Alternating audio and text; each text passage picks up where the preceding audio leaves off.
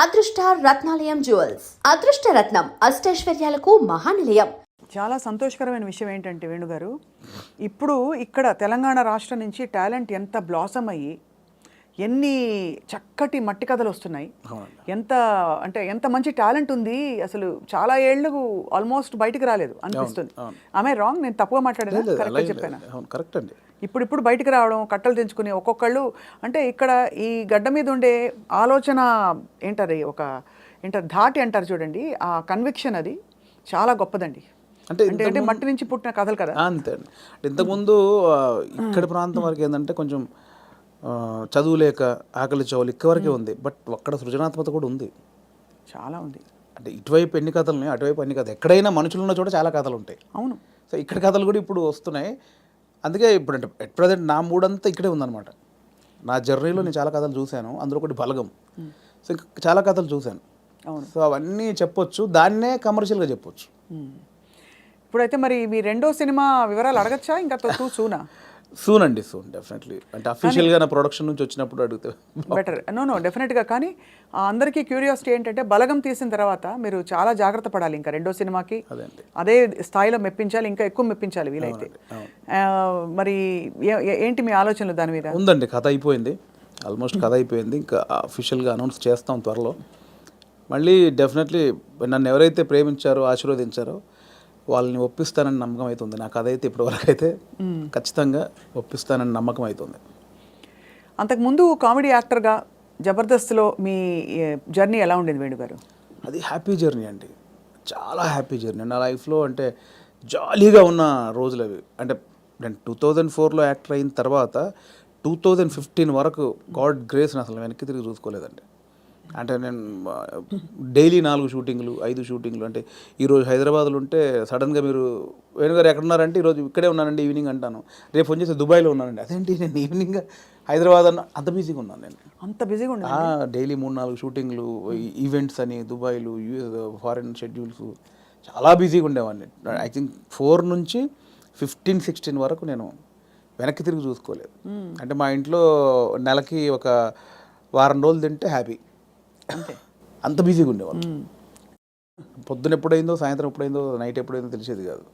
So 15 తర్వాత కొంచెం జబర్దస్త్ నుంచి బయటకు వచ్చి అప్పుడు ఇంకేమైనా చేసుకోవాలని ఈ బలగం ఏదైతే దానికి ప్లానింగ్లో ఉన్నప్పుడు మాత్రం కొంచెం ఒక 3-4 ఇయర్స్ బాగా స్ట్రగుల్ అయ్యాను. సో కానీ ఎలాగా అంటే మీరు చెప్పారు కదా, అంటే మీరు మట్టిలోంచి పుట్టిన కుటుంబం మీది. మరి మీరు పొట్టకోటి కోసం అయినా పనిచేయక తప్పదు. అవును. మరి ఒకవైపు ప్లానింగ్, ఇంకోవైపు యాక్టింగ్ ఆపర్చునిటీస్ వదులుకోవాలి. అప్పుడు మీకు సంఘర్షణ వచ్చిందా? అయ్యో చాలా అండి. అదే అంటే యాక్చువల్లీ నేను 2013లో జబర్దస్త్ స్టార్ట్ అయింది. అప్పుడు పీక్స్ నేను యాక్టింగ్లో, స్టేజ్ షోలని, యాక్టింగ్ అని చాలా పీక్స్. ఆ జబర్దస్త్కి వెళ్ళిన తర్వాత మేము ఎక్స్పెక్ట్ చేయలే. మాది స్టార్టింగ్ స్టేజ్, మాది స్టార్టింగ్ టీం, మాది ఎక్స్పెక్ట్ చేయలేదు. యాక్చువల్గా జస్ట్ ఒక 13 days, ఒక 4 రోజులు ఇవ్వండి చాలు అని తిరిగేవాళ్ళు. మా వెనకాల తిరిగేవాళ్ళు. సో ధనరాజు, మా చంద్ర అప్పుడు కొత్తవాడు, ఇంక వాడు రాలా అసలు. ధనరాజు నన్ను పక్కగా పట్టుకున్నారన్నమాట వాళ్ళు. అంటే మేము ఇద్దరే అంతకుముందు స్కిట్లు చేసాం, స్మోక్ టీవీ అని అవన్నీ చేసాం. సో వీళ్ళని పట్టుకోవాలని చాలా పట్టుకున్నారు. నేను కన్విన్స్ అవ్వాల, ఎందుకంటే సినిమా నేను అప్పట్లో కొంచెం టీవీకి వెళ్తే సినిమాకి రాలేరేమో అనేది ఉంది. ఇప్పుడు లేదు. ఇప్పుడు స్క్రీన్ అనేది ఉన్నది తప్ప big screen, small screen, phone screen లేదు. ఇప్పుడు స్క్రీన్ అంతే. అప్పుడు ఆ వేరియేషన్స్ ఉన్నాయి. సో అప్పుడు 13 రోజులు మంచి అమౌంట్ ఎక్స్పెక్ట్ చేయని అమౌంట్ ఒకటి. 4 days కదా అని లైట్గా కమిట్ అయ్యాం. ఆ 4 daysలో 13 episodes మీకు తెలుసు. అది జబర్దస్త్ స్టార్టింగ్ 18 రేటింగ్. అంటే గురువారం వస్తే వెయిట్ చేసేవాళ్ళు, గురువారం కోసం ఒక టీవీ షో కోసం వెయిట్ చేసేవాళ్ళు. సో 13 days తర్వాత మళ్ళీ బతిలాడి ఇప్పుడు అనుకున్న అమౌంట్ కంటే డబుల్ పెంచారు. సరే అని మళ్ళీ 13 చేసాం, 27 episodes చేసాం. ఆ తర్వాత ఇంకా అది జబర్దస్త్ ఎట్లా అయిపోయిందంటే తెలుగు రాష్ట్రాల్లో గురువారం వస్తే ఏంటి అనేది. ఇప్పుడు స్కిట్లు రాయడం అది కూడా ఎలా జరిగేది? అది ఉండేది. సో అప్పుడు ఏంటంటే అప్పుడు ఇంకా ఇది మీకు తెలియట్లేదండి, ఇది చాలా అద్భుతం, మీకు ఎంత అంటే అంత ఇస్తాం, మీరు కంటిన్యూ చేయండి అన్నారు. అప్పుడు నేను ఏంటంటే నాకు సినిమా అనేది, నేను సినిమా కోసం వచ్చాను, ఇది చాలా బాగుంది, చాలా డబ్బులు ఇస్తున్నారు, ఇంటింటికి గడప గడప వెళ్ళాం, రీచ్ అయ్యాం, ఇంత డబ్బులు వస్తున్నాయి, అటు షోలు, రెమ్యునరేషన్ అన్నీ వస్తున్నాయి, కానీ నాకు సంబంధించింది పోతుంది. అవును. నేను సినిమా అనుకున్నాను, దీనికోసం రాలేదు, ఇటు పోతే నా సినిమాకు దూరం అయితే అని దీని నుంచి బయటకు వచ్చాను నేను basically. అబ్బా చాలా పెద్ద ఇదండి. Decision. మామూలుగా సెటిల్ అయిపోతాం మనం, Settle పైసలు అయిపోతాం. వస్తున్నాయి కదా ఎందుకు భయ నీకు అందుకని. బయటికి వెళ్ళాక 1.5 year తర్వాత ఇది రైజ్ అయిపోయింది. అంటే ఇంటర్నెట్ ఫ్రీ అయిపోయి ప్రతి ఒక్కరికి సెల్ ఫోన్ చేతిలోకి వచ్చేసి ఇది వైరల్ అయిపోయింది.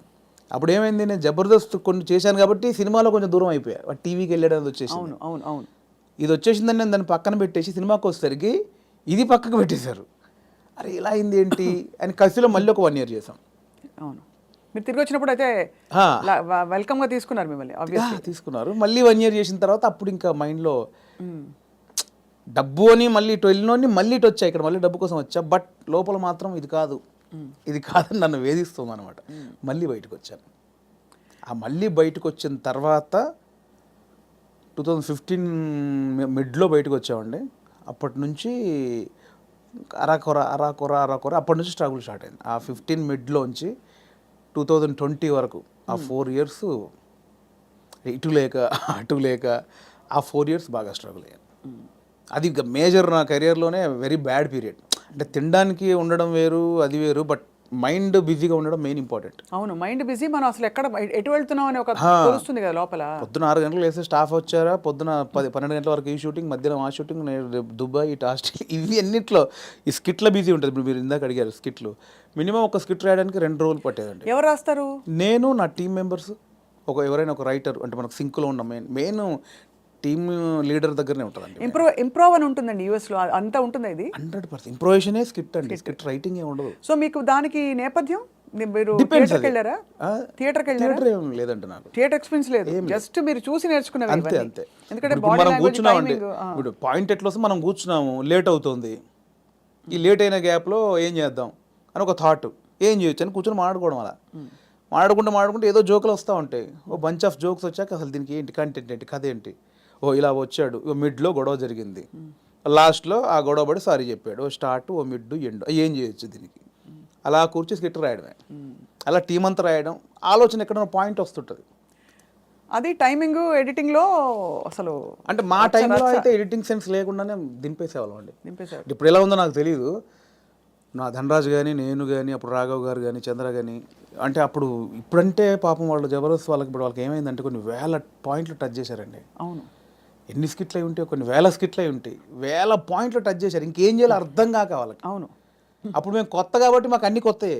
ఆల్ పాయింట్స్ ఇప్పుడు అత్తా కోడళ్ళు ఓ 100 పాయింట్లు ఉంటాయి, అప్పుడు మాకు అవన్నీ కొత్త. ఇప్పుడు అత్తా కోడలు చేయమంటే ఏది చేసినా కూడా ఆల్రెడీ చేసినట్టే ఉంటుంది.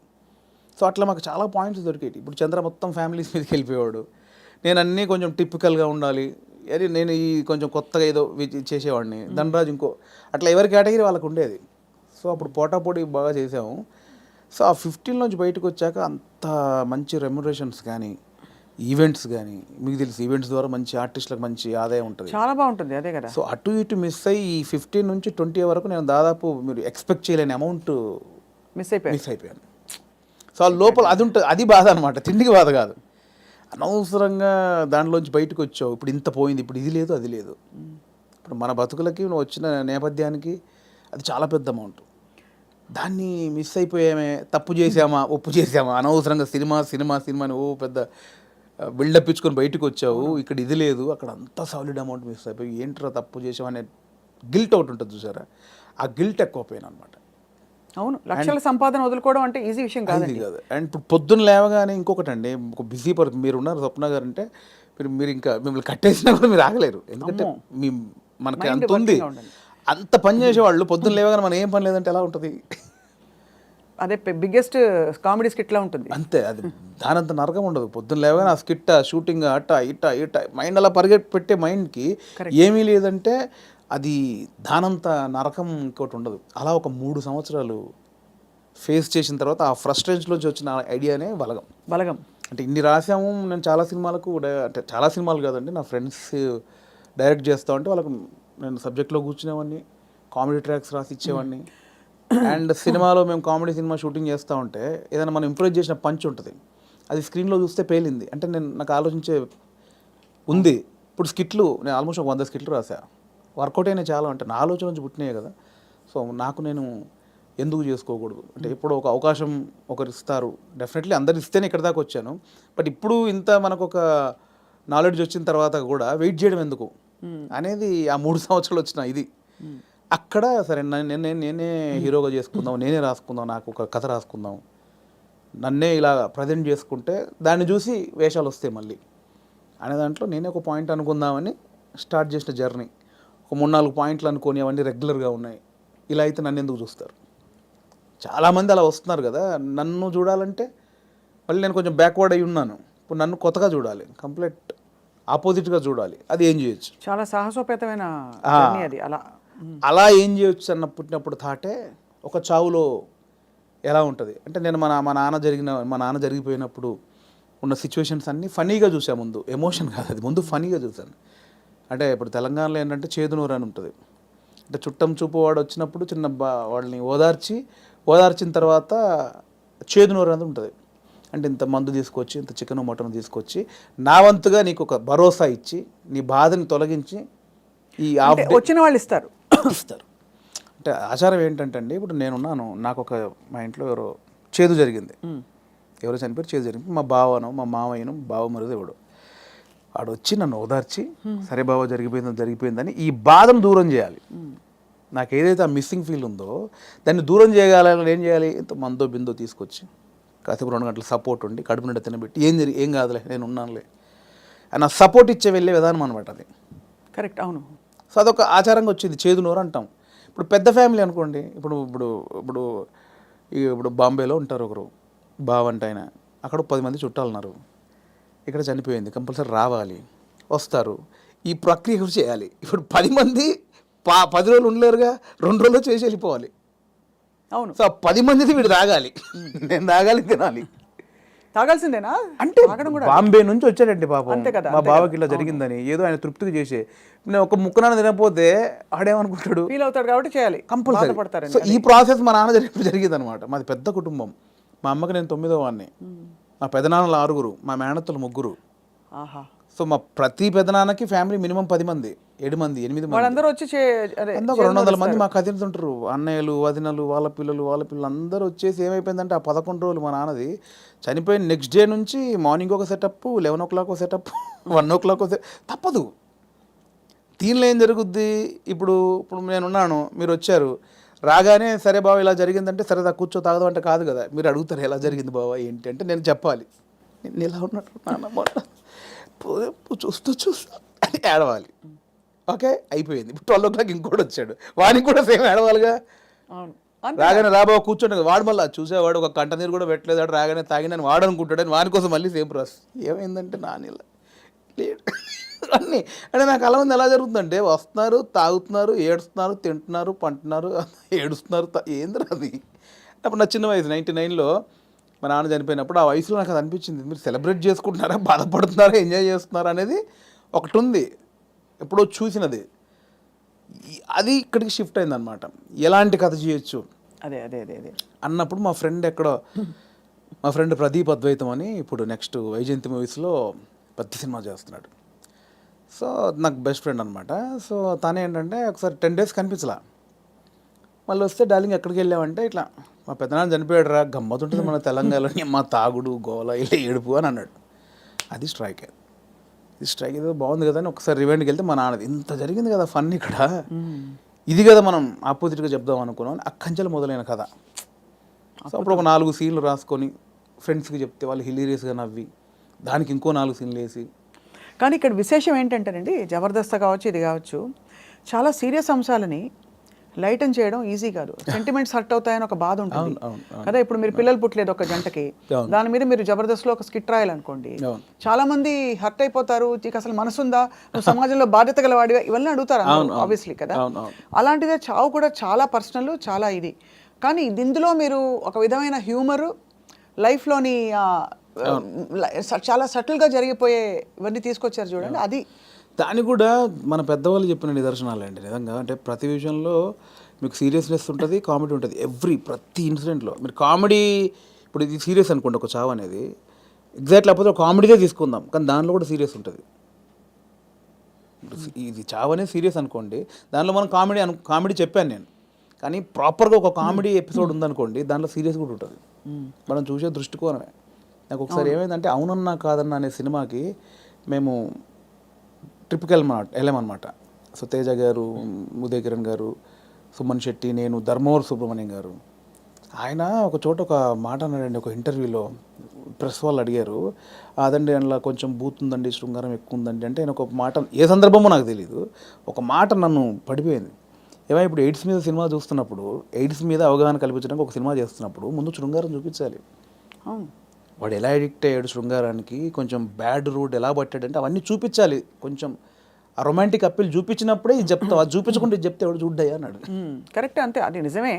మీకు అర్థమైంది? నాకు అందులో ఏదో దొరికింది నాకు. అంటే మనకు మంచి చెప్పినప్పుడు దానిలో చెడు కారణమైంది ముందు చెప్పినప్పుడే, ఇది చెడు, దీనివల్ల ఇది జరుగుతుందని చెప్తాం కదా. అవును, ఆ మంచిని పట్టుకుంటే సరిపోతుంది. పట్టుకోవాలి. అదే దానికోసం ఇవన్నీ తప్పదు, మేకప్ చేయడం తప్పదు. పలకం కూడా అంత, నేను రాగానే కుటుంబాలు కలుస్తాయంటే ఎవరు చూడరు. కుటుంబం కలవాలి అంటే సోది అనుకుంటారు. దానిలోనే మనం ఏం చేయొచ్చు, ఎలా చెప్పొచ్చు అనేది. కానీ ఎంత ఎంత సూక్ష్మమైన ప్రయాణం మీలో జరిగిపోయింది చూడండి. మీ ఎదుగుదల ద్వారా ఎన్ని విషయాలు మీరు గ్రహించుకున్నారు. మీకు ట్రైనింగ్ లేదు, బ్యాక్గ్రౌండ్ లేదు. అంటే యూజువలీ నేను ఐఎమ్ ఫ్రమ్ థియేటర్ అని చెప్పుకుంటారు చాలామంది. మీకు సినిమానే అండి, నేను థియేటర్, నేను సినిమా షూటింగ్లో చేసినప్పుడు cinema is your learning platform, అంతేనా? అండ్ నాకు ఏదైతే వచ్చిన గ్యాప్ ఉందో అదే ఇప్పుడు నా సక్సెస్కి లీడ్. అది అయితే మీ పైసలన్నీ మాకు ఇస్తారా? లేవు, ఎక్కడి ఆ 3 సంవత్సరాలు ఎలా బతికనుకుంటారు? అంటే ఇప్పుడున్న పైసలు ఇచ్చేస్తే మాకు, అప్పుడు మళ్ళీ మీరు కూర్చుని 3 సంవత్సరాలు ఆలోచిస్తే, 3 సంవత్సరాలు కాదు, ఈసారి మీకు 3 నెలలు ఇస్తున్న టైం. అంటే దేవుడు ఒకటి ఉంటుందండి, దేవుడు ఒకటిసారి ఇస్తాడు అనమాట. అస్తమానం అదే అంటే ఇవ్వడు, ఉన్నే లాక్కని బయలుదేరి అంటాడు. ఒకటేసారి ఇచ్చాడు, ఇక దాన్ని జాగ్రత్త పడాలి. మళ్ళీ 3 సంవత్సరాల గ్యాప్ ఉంటే రాదు ఇప్పుడు, అంతే కదా, రానివ్వరు కూడా. ఇప్పుడు ఇంకా మీరు ఇంకా మిమ్మల్ని తీసుకెళ్ళి జీవితం పెట్టేసాను అక్కడ ఫిల్మ్ ఫేర్. అంటే మీరు ఎంత కోల్పోయి you got the lady home. అంతే కదా, అందుకే నేను లేడీ అంటే తెలుసు కదా, అవును, చాలా బ్లాక్ లేడీ తెలుసు, చాలా మంది తెలుసు. సరే, బ్లాక్ లేడీని తీసుకొచ్చుకున్నారు. అదే ఆ మెట్లు ఎక్కుతున్నప్పుడు కానీ, అది చేతిలో ఉన్నప్పుడు కానీ, నేను అంటే చాలా ఇంటర్వ్యూలో మాట్లాడే మనకు భయం అయ్యేది బేసికల్గా స్టేజ్ మీదకి వెళ్ళి మాట్లాడాలంటే. కానీ ఆ రోజు ఎందుకో చిన్న లోపల షివర్ అయిపోతూ, నమ్మలేని విషయం కదండి. ఎవరికి అంకితం ఇచ్చారు, ఏమైనా చెప్పారు అట్లాంటివన్నా? అంకితం లేదండి, అంటే ఇది అంకితం ఇవ్వాలంటే తెలుగు ప్రేక్షకులు ఇవ్వచ్చు, అది అంతే, తెలుగు ప్రేక్షకులకు ఇవ్వచ్చు, అండ్ నా వైఫ్కి ఇవ్వచ్చు. ఎప్పుడు పెళ్ళైంది వేణుగారు మీకు? నాకు 2009, అంటే బిఫోర్ జబర్దస్త్. బిఫోర్ జబర్దస్త్. మీ పెళ్ళైన తర్వాత మీ లైఫ్ జబర్దస్త్గా మారింది, అంతేనా? ఇందులో 2 అర్థాలు ఉన్నాయి. అందరికీ అంతే మారింది. మేడం గారు పాప నన్ను చూసి తిట్టుకుంటారేమో.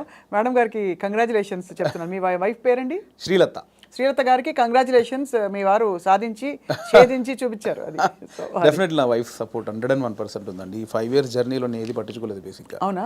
ఏది పట్టించుకోలేదు ఇన్ సెన్స్, అంటే డబ్బు ఉండగానే అన్ని కాదు. ఇది ఒక్కటి కట్ చేసి మేము thumbnail పెడితే ఏముంటుంది? మా వైఫ్ నన్ను ఈ 5 ఏళ్లలో అస్సలు పట్టించుకోలేదు. మీరు ఏదైనా పెట్టొచ్చండి, నేను అడిగింది మీరు పెట్టరు, నేను వద్దన్నది మీరు ఆపరు. జోక్ నాకు అంటే మిమ్మల్ని చూస్తే మా అందరికీ జబర్దస్త్ స్ఫూర్తి వచ్చేస్తుంది అనమాట. నా వైఫ్ సపోర్ట్ 100% ఉంది. తను నాకు ఎక్కువ బర్డెన్ ఇవ్వలేదు, పిల్లల విషయంలో కానీ ఫ్యామిలీ విషయంలో కానీ నన్ను అర్థం చేసుకుంది బాబు. చాలా అవసరం కదండి ఎందుకంటే ఏ సినిమాలు అంటావేంటి, ఉద్యోగం చేసుకోక అని అనే వైఫ్స్ ఉంటారు, లేదు వచ్చే పని చేసుకోవచ్చు కదా అని అనేవాళ్ళు ఉంటారు. అంటే ఈ ఇప్పుడు అబ్యూజువల్ సినిమా ఫీల్డ్ మీకు తెలుసు, నిద్ర పట్టదండి బేసిక్గా. 11 అవుద్ది, 12 అవుద్ది, సినిమాలు చూస్తూ ఉంటాం, కళ్ళు స్ట్రెయిన్ అయిపోతుంటాయి, బెడ్ మీద పడుకుంటాం, అలా అయిపోతాయి కళ్ళు.